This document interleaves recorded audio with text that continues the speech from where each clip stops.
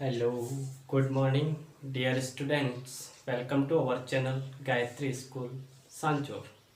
आज अपन 10th class की साइंस का फिजिक्स के पोर्शन का लेक्चर नंबर 7। आज का अपना टॉपिक रहेगा प्रतिरोधों को संयोजित करना, एक दूसरे प्रतिरोध को दूसरे प्रतिरोध के साथ में जोड़ना। अब ये संयोजन अपन दो प्रकार से कर सकते हैं, एक श्रेणी क्रम में और समांतर क्रम में। बात करेंगे कैसे, लेकिन उससे पहले अपन कल एक क्वेश्चन दिया था कि अगर किसी तार को, ये तार था, लंबाई इसकी L1 थी और इसका अनुप्रस्थ काट क्षेत्रफल A1 था, इसको खींचकर अपन ने क्या कर दिया था, 4 गुना कर दिया था। ठीक है, ये मान लेते हैं कितनी है, L2 है। ठीक है, तो अपन कह सकते हैं जो L2 है वो 4L1 के बराबर हो। दूसरा इसका अपन ले लेते हैं A2, एरिया कितना है A2, क्रॉस सेक्शन सर्कुलर है तो A1 बराबर मैं लिखता हूँ पाई R1 स्क्वायर और A2 बराबर लिखता हूँ पाई R2 स्क्वायर। ठीक है, अब प्रतिरोध इसका मान लेते हैं अपन R1 और इसका मान लेते हैं R2। पहले ये R1 था, अब R2 का मान कितना होगा। अब इसके लिए अपने पास देखें, R1 बराबर क्या होता है, R1 बराबर रो L1 अपॉन A1, या फिर लिखता हूँ रो L1 upon pi R1 square. इसी प्रकार R2 बराबर क्या हो जाएगा, रो L2 upon pi R2 square. तो अपन R2 चाहिए तो मैं लिख सकता हूँ R2 upon R1, R2 upon R1 तो हो जाएगा रो L2 upon pi R2 square into rho L1 upon pi R1 का स्क्वायर। पाई से पाई कैंसिल, रो अपने पास एक समान क्योंकि एक ही तार को ले रहे एक। ठीक, आओ यहाँ से क्या बचेगा, R2 अपॉन R1 बराबर मैं लिख सकता हूँ L2 अपॉन L1 इंटू हो जाएगा R1 अपॉन R2 का whole square. L2 upon L1 की वैल्यू तो अपने पास आ जाएगी, लेकिन R1 R2 के लिए क्या करें।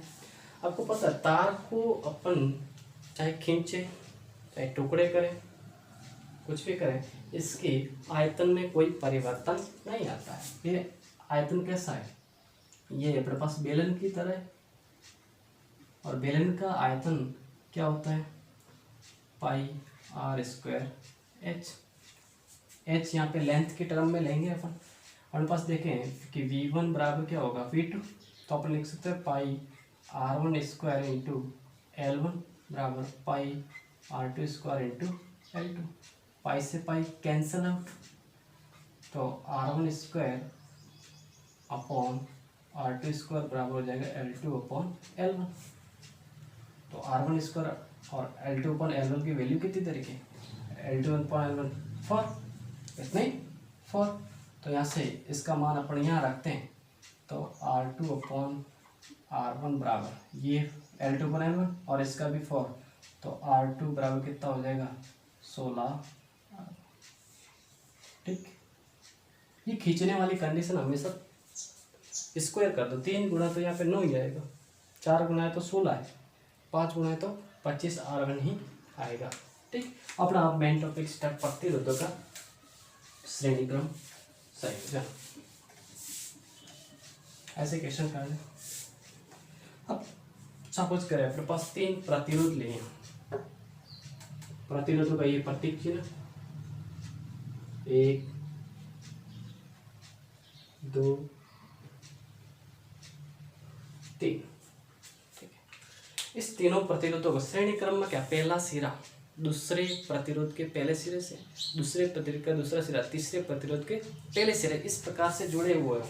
ये अपने पास जैसे ये 3 प्रतिरोध है, ठीक है, लाल ब्लैक एंड ग्रीन, तीनों को इस प्रकार जोड़ेंगे तो ये अपने पास श्रेणी क्रम संयोजन कहलाएगा। इसको अपन किसी बैटरी के द्वारा जोड़ देते हैं। मान लेते हैं अपन ने जोड़ दिया 20 वोल्ट की बैटरीज, ये प्लस माइनस। तो धारा का प्रभाव प्लस सिरे से माइनस में, धारा का प्रभाव कुछ इस प्रकार होगा आई। इसका प्रतिरोध अपन ने लिया था, मान लेते R1 R2 अपॉन R3। ये अपन 3 ही ले रहे हैं, आगे अपने एक फॉर्मूले की तरह बता देंगे किस प्रकार कितने होंगे R1 R2 R3। अब प्रत्येक के अंदर इस पर देखा जाए तो इस प्रतिरोध के सिरों पर कुछ विभव होगा, मान लेते हैं V1 होगा, इस पर कुछ विभव होगा V2 होगा, इस पर कुछ विभव होगा V3। अब दूसरा इस पे धारा मान लेते हैं, चलो I1 बाद में बता देंगे किस बराबर, इसमें I2 और इसमें I3। यहाँ पे R1 R2 तीनों प्रतिरोध है, V1 V2 ये आप जानते हैं सब बैटरी कब भी हो। दूसरा अपन ओम के नियम को स्टार्ट करते हैं, क्योंकि ओम ये युक्ति है जो ओम के नियम को फॉलो करती है, वो ओम ये युक्ति कहती है कि ओम के नियमानुसार V = IR होता है। ठीक, अब यहाँ पे देखें IR, और इस बैटरी का विभव है वो तीनों के विभव के योग के बराबर होता है। ठीक, तो अपन लिख सकते हैं बैटरी का विभव V वो किसके बराबर होगा, V1 + V2 + V3। और धारा तीनों के अंदर क्या रहेगी, समान I1 = I2 = I3, और इसको अपन ने ले लिया I। ठीक, तो यहाँ से ज्ञात करें कि V1 की वैल्यू, V1 बराबर मैं लिख सकता हूँ I × R1, V2 बराबर लिख सकता हूँ I × R2, और V3 बराबर लिख सकता हूँ I × R3, और V बराबर मैं लिख सकता हूँ I × R equivalent. R equivalent को अपन कहते हैं समतुल्य प्रतिरोध। ठीक है, हाँ। अब देखें इसके अंदर मान रखें इस इक्वेशन फर्स्ट के अंदर, तो यहाँ से V बराबर I × R इक्विवेलेंट बराबर V1 का I × R1 + I × R2 + I × R3। I को अपन बाहर ले लेते हैं, ये I बाहर लिया तो क्या बचेगा R1 + R2 + R3, I side cancel, तो R इक्विवेलेंट बराबर हो जाएगा R1 + R2 + R3।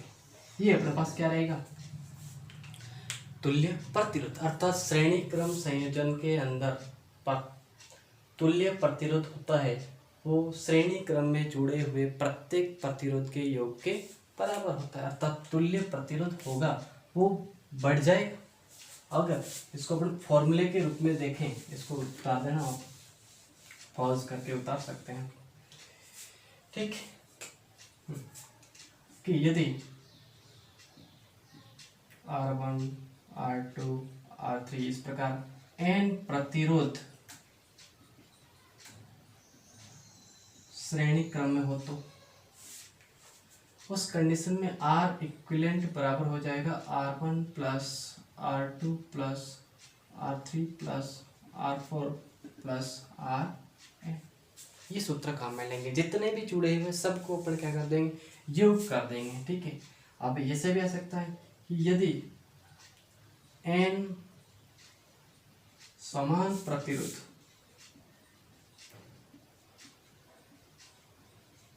श्रेणी क्रम में संयोजित हो तो उस कंडीशन में R इक्विवेलेंट बराबर प्रत्येक में R + R + R +++++ R कहाँ तक, n तक, तो अपन लिख सकते हैं R इक्विवेलेंट बराबर n × R, कि जितने प्रतिरोध जुड़े हुए श्रेणी क्रम में समान उतना ही गुणा, जैसे 4 जुड़े तो 4 गुणा हो जाएगा 1 का, तो ये अपने पास श्रेणी क्रम संयोजन। ठीक, तो ये एग्जाम में पूछ लेता है और इस पे क्वेश्चन आता है, एक छोटा सा क्वेश्चन करते हैं और फिर अपन इस पे जब दोनों श्रेणी क्रम और समांतर क्रम दोनों समझा लेंगे तब हम बात करेंगे आगे। जैसे एक पॉइंट ए है, यहाँ पर प्रतिरोध एक जुड़ा हुआ, दूसरा ये पॉइंट बी है, यहाँ पे 1 ओम 2 ओम 3 ओम और अगर 4 ओम 4 प्रतिरोध जुड़े हुए हैं तो ये क्या हो जाएगा, R1 इसको माने, इसको R2 माने, इसको R3 माने, इसको R4। आपको ये ध्यान रखना है कि किसके बीच पूछा है, पॉइंट के बीच। ऐसा नहीं कि आपको एक पॉइंट दे दे यहाँ पर बी कि इस दोनों के बीच तुल्य प्रतिरोध कितना होगा, तो ध्यान रखें पॉइंट, यहाँ तो इसके बीच जितने भी प्रतिरोध होंगे उसको अपन को देखना है।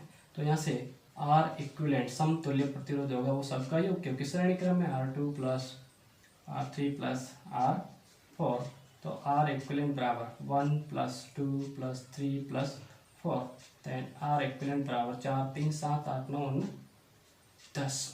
कितना आ जाएगा, 10 ओम हो जाएगा। ठीक है, आज अपन श्रेणी क्रम संयोजन पढ़ेंगे, अगले लेक्चर में अपन पढ़ेंगे समांतर क्रम संयोजन, फिर अपन इस दोनों का मिक्सअप क्वेश्चन, इम्पोर्टेंट क्वेश्चन के बारे में बात करेंगे। धन्यवाद।